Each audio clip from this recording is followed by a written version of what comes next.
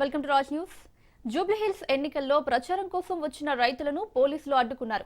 బోరబండలో పాదయాత్ర చేస్తున్న రైతులకు పోలీసులు అడ్డుకోవడంతో వాగ్వాదం జరిగింది. అనుమతి లేకుండా ఎలా వచ్చారంటూ రైతులను పోలీసులు నిలువరించారు.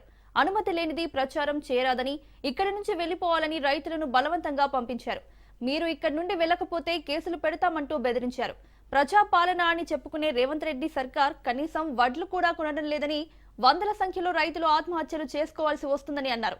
రైతుల గోసలు తీరాలంటే జూబ్లీహిల్స్ లో కాంగ్రెస్ ను ఓడించాలని ప్రచారానికి వచ్చిన రైతులు పిలుపునిచ్చారు.